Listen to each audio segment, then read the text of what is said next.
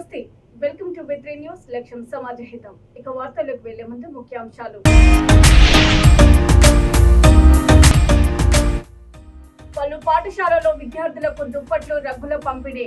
విద్యా వైద్యానికి ప్రభుత్వం అధిక ప్రాధాన్యత ఇస్తుంది. ఎమ్మెల్యే గండ్ర.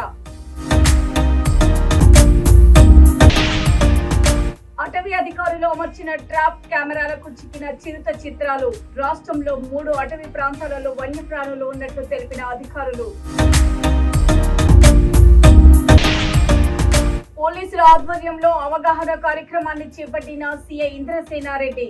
సాంకేతిక పరిజ్ఞానాన్ని ఆసరాగా చేసుకుని అమాయకులను మోసం చేస్తున్న సైబర్ నేరగాళ్లు. ఒడిశాలోని నయాగఢ్ జిల్లాలో అరుదైన నల్ల చిరుతను అటవీ అధికారులు గుర్తించారు. కూనను నోట కరుచుకుని సంచరిస్తున్న చిరుత చిత్రాలు ఆ ప్రాంతంలో అమర్చిన ట్రాప్ కెమెరాలకు చిక్కాయి. అటవీ సంరక్షణ ప్రిన్సిపల్ చీఫ్ ప్రేమ్ కుమార్ దీనికి సంబంధించిన చిత్రాలు, వీడియోలు సామాజిక మాధ్యమం ఎక్స్ లో పోస్ట్ చేశారు. తనకు పుట్టిన ఆ కూనను ఒక ప్రాంతం నుండి మరొక ప్రాంతానికి మార్చే సమయంలో ట్రాప్ కెమెరాలకు చిక్కిందని అటవీ శాఖ అధికారులు తెలిపారు. రాష్ట్రంలో ప్రస్తుతానికి 3 అటవీ డివిజన్ల పరిధిలో ఈ తరహా వన్యప్రాణులు ఉన్నట్లు అధికారులు తెలియజేశారు.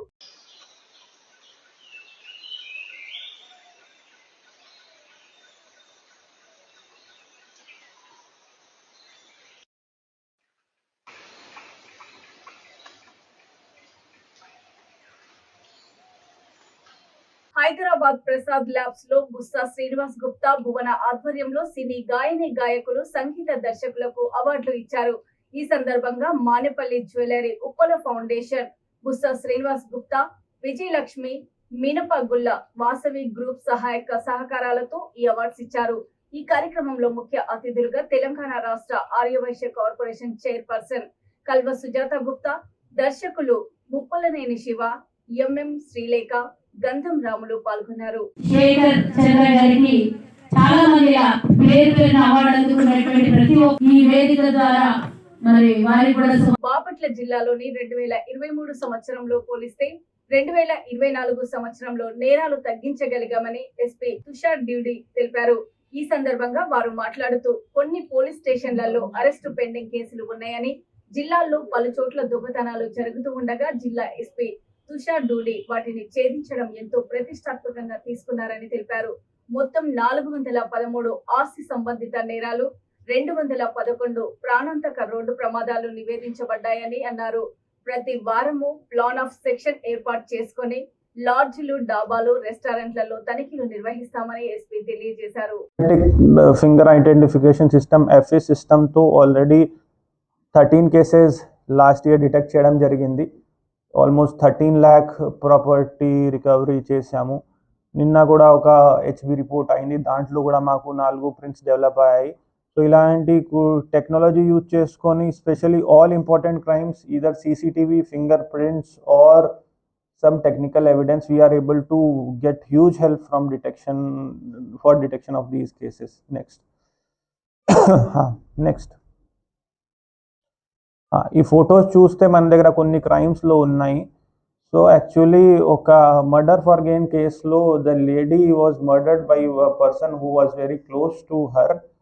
సీసీటీవీ ఫుటేజ్లో వెరిఫై చేసినప్పుడు మీరు 4th ఇమేజ్లో చూస్తున్నారు, ఒక డెడ్ బాడీ ఒక అన్కాన్షియస్ స్టేజ్లో మాకు ఒక పర్సన్ కనిపించారు. తర్వాత జూమ్ చేసుకొని చూసిన తర్వాత ఇమేజ్ అది చేసిన తర్వాత we could identify that she was the victim. అప్పుడు యాక్చువల్లీ మిస్సింగ్ కేస్ రిపోర్ట్ అయింది.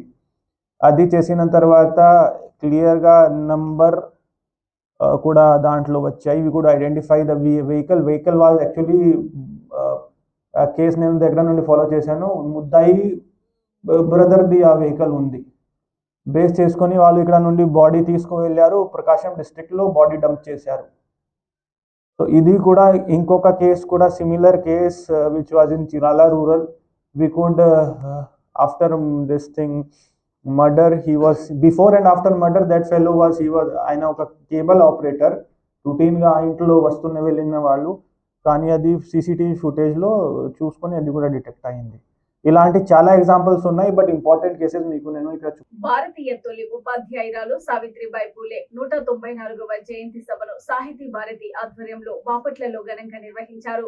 మహిళా విద్య కోసము పీడిత ప్రజల అభ్యున్నతి కోసము జీవితాంతం పోరాడిన వీరవనిత సావిత్రిబాయి పూలే అని ప్రజాకవి డాక్టర్ ఎస్ శ్రీనివాస్ కొనియాడారు.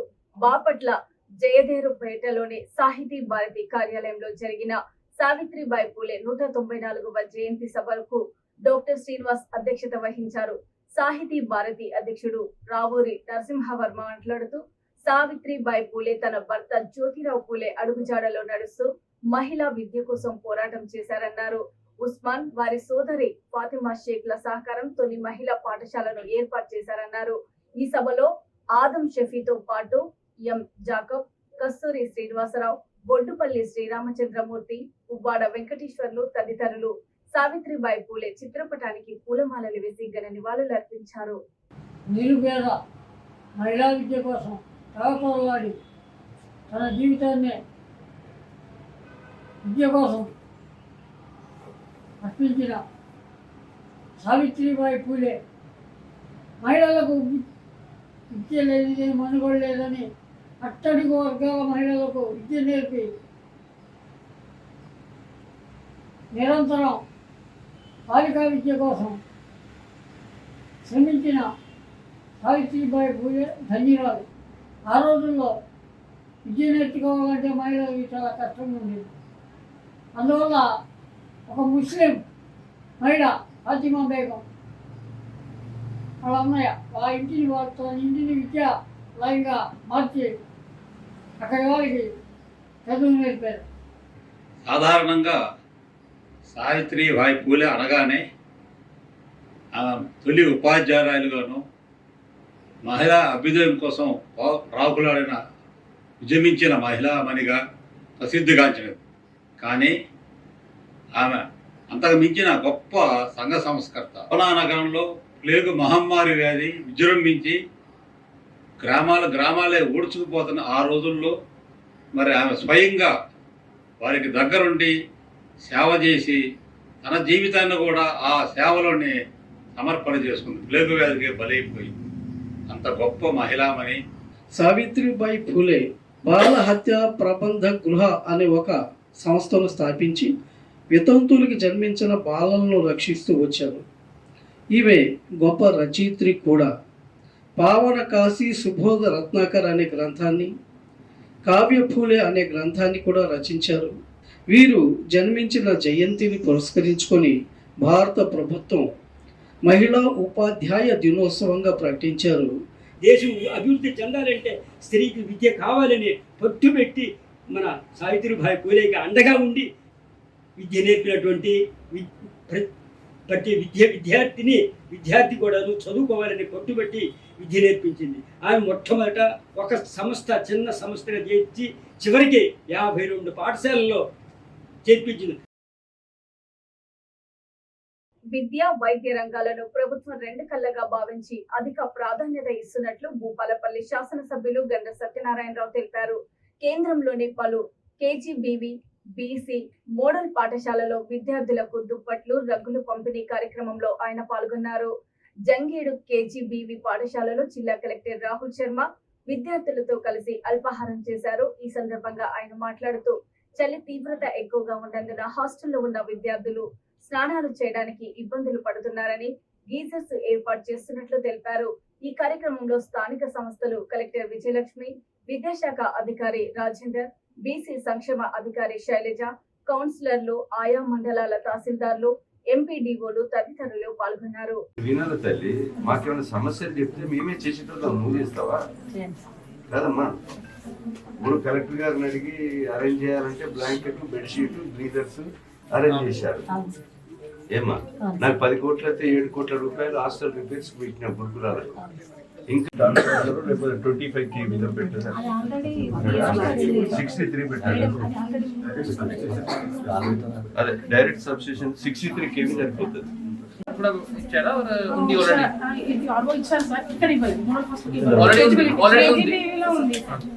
ఇక్కడ ఉందా మీ ఫార్మ్?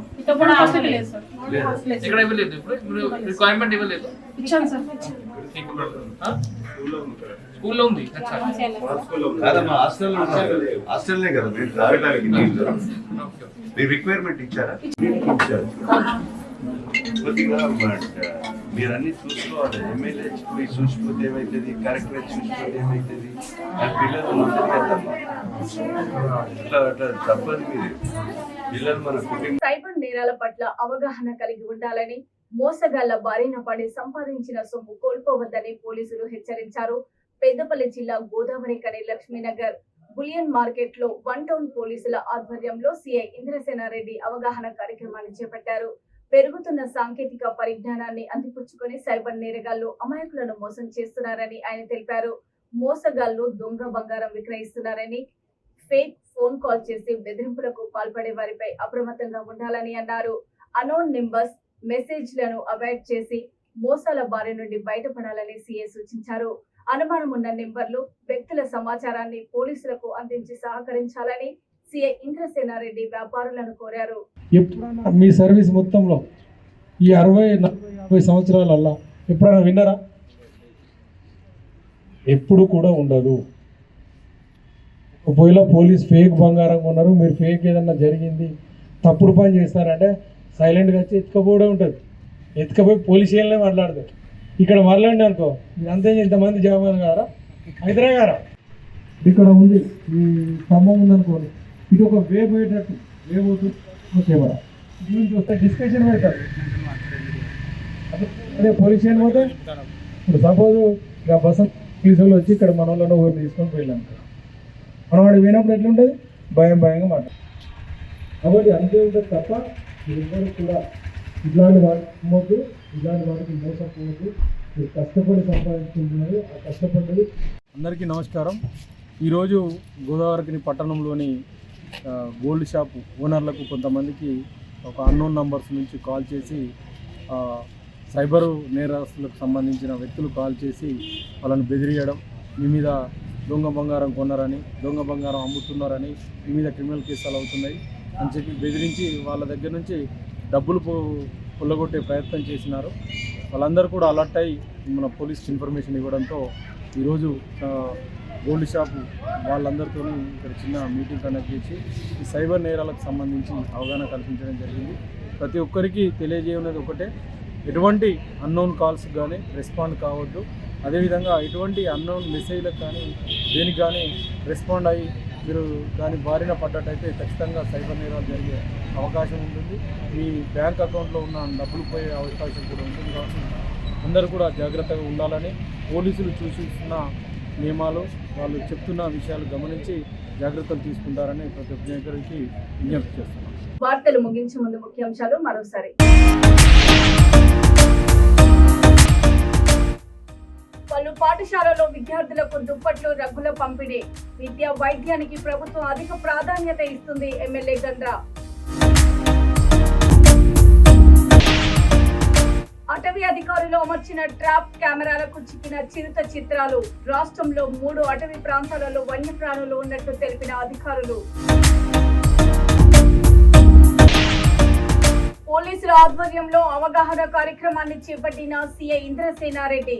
సాంకేతిక పరిజ్ఞానాన్ని ఆసరాగా చేసుకుని అమాయకులను మోసం చేస్తున్న సైబర్ నేరగాళ్లు. చూస్తూనే ఉండండి V3 న్యూస్, లక్ష్యం సమాజహితం. నమస్తే.